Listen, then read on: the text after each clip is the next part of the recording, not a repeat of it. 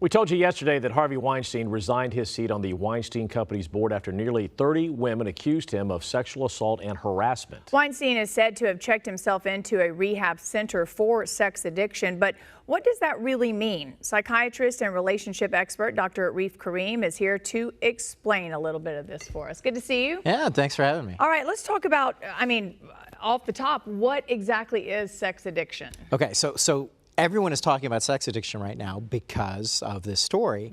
And, you know, sex addiction is absolutely legit. It's a legit disorder. It's not in the DSM-5, so it's not in our manual, so to speak, at this point.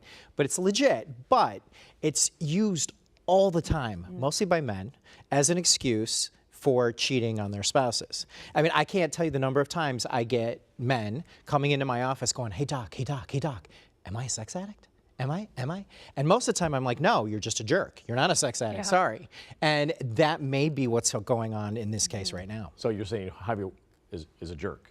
Is that my DSM diagnosable disorder? No. I think, you know, I don't know him, so I can't really talk about him specifically. But what I can say is in cases like this, where it looks like this person might be a sexual offender, if these reports are true, you at least have that. Yeah. Then you can say, all right, is this person a sex addict?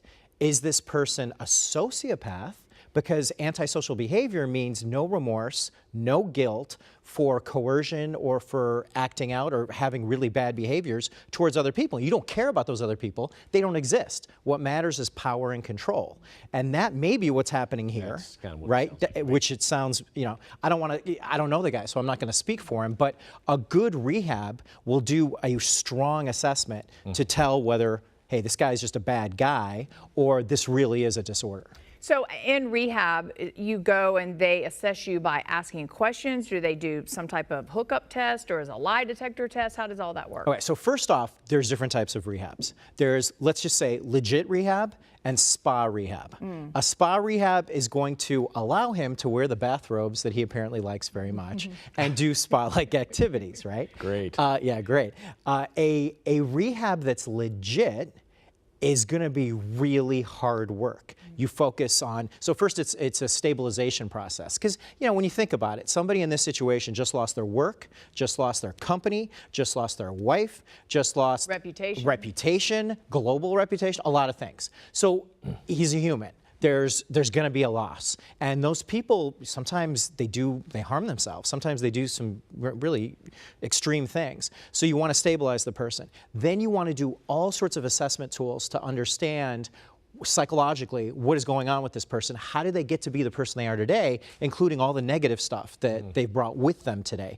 A lot of times it's attachment history, it's trauma, it's a whole bunch of other stuff that led to who they are today. So is this a problem usually just for men, or is it men and women, and who more so? Yeah, so I've treated sex addicts, and it's obviously more men based on, you know, just everything. Anytime you hear a news story about it, it's usually a guy.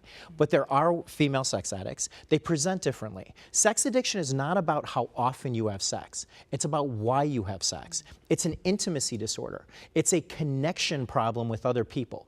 There's an impairment in your ability to connect. Some people get very anxious when they can't connect with other people, and they act out. Some people act out by gambling, some by shopping, some by having sex, some by doing drugs, you know, whatever. So in this case, it's people that are having sex, and they might do it at strip clubs, they might do it anonymously, they might prostitution, or they're predatorial. For men, it presents itself more in a predatorial or an anonymous strip club kind of way, and for women it presents itself mixed in with love and that desire to be loved or that feeling about being loved, and utilizing sex as a way to get that.